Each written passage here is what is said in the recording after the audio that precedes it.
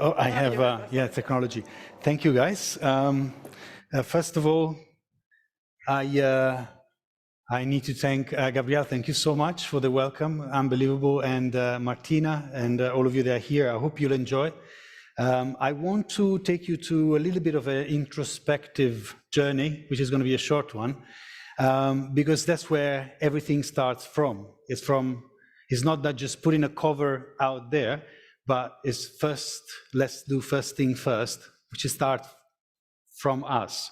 So the point that I wanted to highlight is how to create a working environment where trust and open communication, genuine open communication happens all the time, whether it's face-to-face, whether it's right here, or whether it is online, it doesn't make a difference, right? Because it starts from us, whether it starts that you are on a Microsoft Meet, or you are using Zoom, it doesn't really matter. It starts from your intention of what you want to get, how you're going to project that intention out.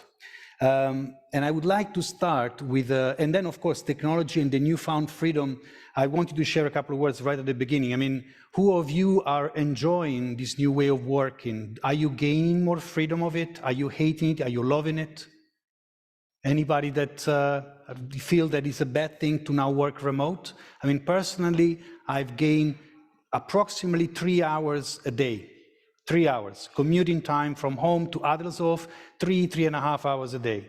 So I'm a very happy bunny when it comes to that. But now and again, of course, when sometimes we have important reviews, we do meet. So it's one doesn't cancel the other. But to start, to get us warmed up a little bit, I'd like to ask a question.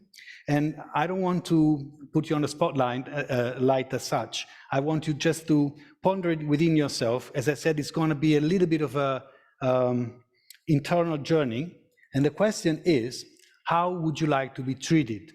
Now, if you can just spend a moment within yourself and think of how you'd like to be treated. You don't have to necessarily voice it here. If you want, you're welcome, but I'm not asking for it. Why? Because I thought this is a very interacting way to have this kind of short presentation rather than just me talking for half an hour, but actually to have this feeling that what we are talking about, whether online or face-to-face, it doesn't change because there is a common denominator, which is humans, is us. So we tend to want the good things for us. So if I ask you, how would you like to be treated? Is that correct if I say with respect? With, you know, you'd like to be considered somebody that can be trusted, yeah? And you'd like to deal with people that are also trustworthy, right? I can go anywhere in the world, put me anywhere. I ask this question, everybody would say, yeah, I'd like to be in an environment where I can speak my mind and I can say what I want to say without fearing of any consequences, so a safe space, right? So to move swiftly forward, I wrote too much, but basically, whether we are aware of it or not, every single day we make lots of small, tiny decisions, and we tend to make them on autopilot. It's a little bit when you learn to drive, and after a while, initially when you drive in your manual car, you have to remember, press the clutch, put the gear, but after a while, you can talk to your friend on your side, and you're driving the car. You do it. Are you really doing it? Your muscle memory, your brain controlling it all, you're just doing it. You almost don't know that you're doing it, and eventually you're at home. You park your car. Now, these little decisions add up that we make every day, small ones, even the smallest one, to just say thank you or good morning. I mean the smallest of things. Remember that big things, whether it's a success or something not so pleasant, happens with the addition of small little steps, one after the other.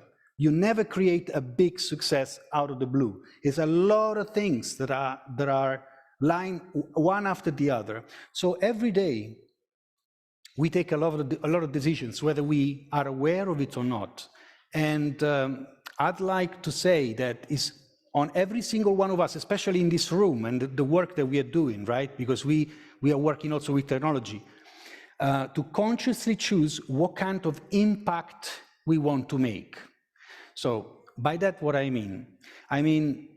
I'm talking about trust and open communication and setting an environment of a safe environment where everybody is able to speak their mind. Why? Because if they are able to do that, and I am the manager, I find out what's really going on. They're not afraid to tell me what's, even if it's not roses all the time, politely, I would find out what's happening. And if I can, I would then have put an action on. But if people are a little bit afraid, then you don't get the whole truth. And then you base your decisions on half-cooked things. You don't know, because then management would get the wrong decision. The same within the same team. You don't speak openly. Now, what I'm saying is, before you enter the room for the meeting, before you click on the Microsoft Teams, join the meeting, or Zoom, or that phone call, take that moment. This is what I need to say. Take that moment to think, what is the impact that I want to have? What is it that I want to have? Because it's very important. We are all very powerful, because day by day, all the little things that we do add up, and they delineate a road, whether we know it or not. So what I'm saying is, if we are more conscious about that, we want to foster, we want to create and foster an environment of trust, of open communication, then taking a step, just that split second, to say, what is it that I would like to, how I would like to impact this meeting, this conversation. And if you start from that point of view, whatever happens afterwards will go according to how you set it up. As you start, this little small decision will add up. Now, face-to-face or in daily communication, face-to-face or online, trust and open communication needs to be watered. And open communication and trust, look at it 360 degrees, I like to say. So trust is trust in your personal relationship with your friends, at home, with your spouse, but the same is at work. It still is trust. You'd like to communicate. I mean, a relationship is based on trust. If there is no trust, there's no relationship. So I'm starting from the presupposition that you want to have that environment of trust everywhere you interact with, not just with your special friends, but also at work. It's always you interacting. You don't change. That's the common denominator. And a way to do it is to every day, when we wake up, to have that intention, to set that intention within ourselves, what impact I want to have today. And you don't have to even communicate it with anybody. That's the impact you want to give. If that impact every day, day after day, is to promote a safe environment where open communication, genuine open communication is welcome, then that's what you will slowly be able to build together with the allies. Of course, you make friends that you will see people that will feel and will come to you. It really happens. And a way to start that is to use genuine curiosity. By that is, imagine a child that is seeing something that's never seen before. But imagine that you can take that quality and put it in your head right now, without, all that you know and all that you've done. And if you have that curiosity, when you meet your colleague for a coffee, or your manager, or your meeting, I'm an Agile coach, so I have a lot of meetings. If I go with that curiosity, it's because that's the intention that I put before. It's unbelievable the amount of information that I wasn't able to hear or see before that I am now able to understand. Because that's that genuine curiosity which doesn't have an agenda. I don't do it because I have to tick the boxes. I do it because I genuinely want to understand what the person in front of me wants to say. And if I do it today, and I do it tomorrow, and I carry on doing it, guess what happens? That person is going to start, hey, this guy really listened to what I'm saying, because I see the facts afterwards. I spoke to him about X, Y, and Z, and I see him now researching about what I said. What does that build? Trust. And that person will come more and communicate more. And what happens if the team start to see this? Other people start to do more. I'm not talking about presupposition. This is experience. I've experienced this. When you start with that position of having the intention to put these things first, it happens slowly. It takes time, like everything. You have to water it every day. Every day. It takes time. Now, without genuine open communication, there is no team, but just a group of people. How many times a company needs to do something and just chuck together the skills that they need, but there's no team there.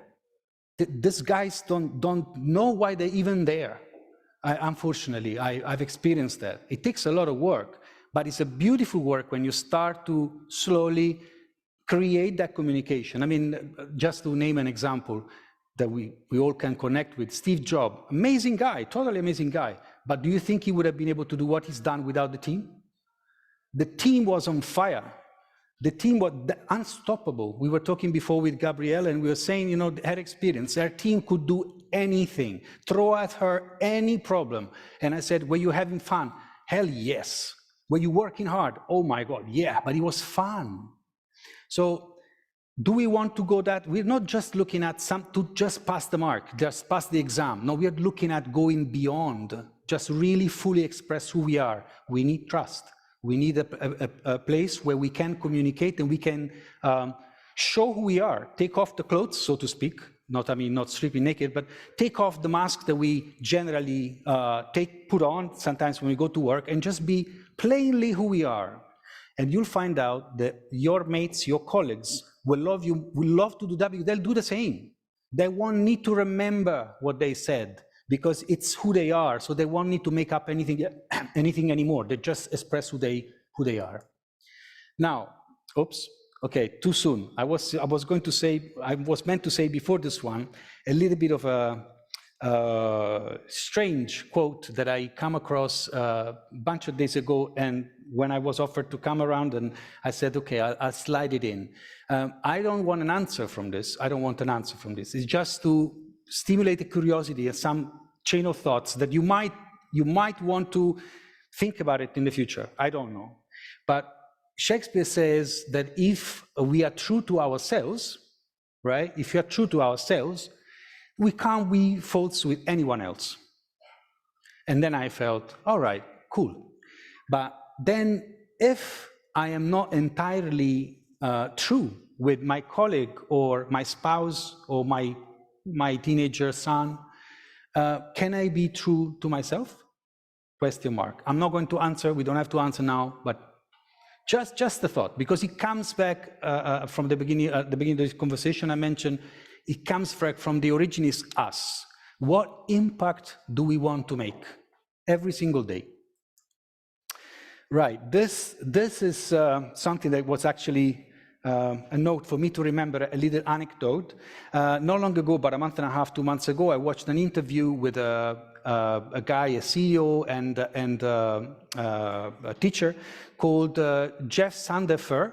And he was interviewed by a rather controversial figure, maybe for some of you, Jordan Peterson, Dr. Jordan Peterson. Some people don't like him, but some of it I like, and this interview was very interesting. But the point is that at one point, Jeff Sandefer, he actually created a school, a university in the United States, which doesn't follow the normal curriculum, but rather follows the interest of the people that actually attend the school. It's a completely different thing. It's called Acton University. Check it out. It's completely something else. A mix of unschooling, homeschooling, and it's a mix. But the point is that Jeff Sandefer said to Jordan Peterson, you know, one of the parents of one of the teenagers asked his son, in his 13, 14, how can I be a good father? And the son said, well, when I was younger, I needed you to be very present all the time. I needed you, mom, and dad. I needed to see you very close, and you were my everything. But now, I have my peers. I have my friends. So I don't need you to help me in that way. But if you really want to help me, be a role model. Improve yourself. Better yourself. And you are helping me that way. by bettering yourself. Again, going back to the impact that we can choose every morning to have within ourselves before we do something outside. Power is on us. We have incredible power. And together, it's amazing. Like we were saying, a team together that shares its power and a vision, unstoppable. Now, by the way, of course, I picked, of course, I had to put one in, I had to slide one in. This is, I think it's the principle number 5, but as you can see, even there, get motivated people, and if they are not motivated, then you can call me maybe, and then let them do the work and trust that they do the job, trust them that they do the job, whether they are remotely or in the office. Why do I mention this? Because lately, this last few years, there were some companies that actually were afraid that people were not working at home. Because if you're not in the office, you're not working. And there was this feeling, not just in Germany, I was here, but also other colleagues from other parts of the world. And it's this old kind of mentality that you need to see somebody at the desk, otherwise the person is not working, which was completely untrue, and it was demonstrated. But just to show this. And then I wanted to bring it all together. It's a bit small, I don't know if you can see it, but what I wanted to just briefly put together, because of course we are talking about business, so we are talking about bottom line as well. So, you know, money is not an option. We have to make money, no job, no company, okay. But what powers, what it gives the battery there is trust and open communication. Trust and open communication can create that dynamics within the team, which makes it unstoppable. And that can then be embraced. Then you can embrace with that power within the team a process which is going to be the tool for you to achieve the results. By the way, let me share also that I got inspired to do this by an author. She's an executive coach. Her name is Beth O'Neill. She wrote a book 10 years ago called Executive Coaching, and she wrote somewhere something along these lines. And lately, I just cook it in a different way, but so to say that it's not just my idea, it's something that has been there, is there. It is true and it's well known, although in business sometimes KPIs and numbers rule against anything, and then we burn out people and we have no team, but just a group of people together. But we have achieved the sales target for that particular thing, but then the team is dead. Then people like myself, the Agile coach, gets there and it's just like, how you cannot continue to do this thing. Talking about a growth mindset and having always this learning opportunity, if you burn people, they definitely will not be able to have any spare capacity to learn and improve. You need to do, maybe Google does it at least 20%, if I'm not wrong, of their time for learning, but somehow some space needs to be used for their creativity to be able to do that. And for team events, they're very important. Right, I'm at the end of my brief talk, and I wanted to leave with a little bit of inspiration. Why? Because I love quotes.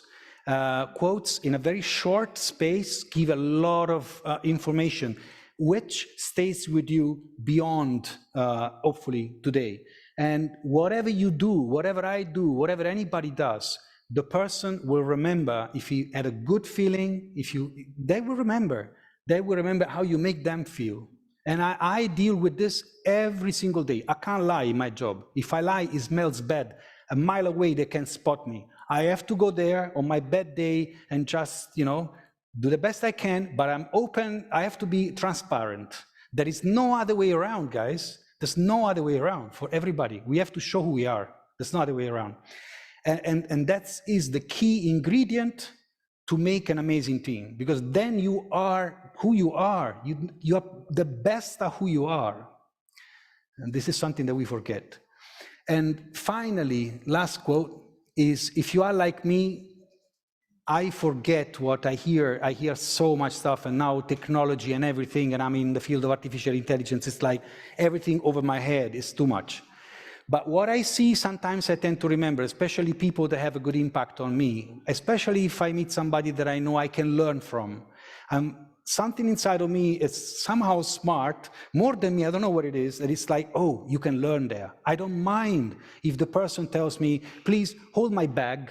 I would hold the bag, because I know there's knowledge there, and it's beautiful when you find somebody that can share something with you. So what I would say is, what I do, I understand. What I mentioned today is very simple. Before you go to the next meeting, before you open that door, before you click on the Zoom or Microsoft Teams, have a moment to think, what is the impact that I want to have today in this situation? And I hope that that impact will be the one of transferring and fostering trust, open communication, and a safe environment.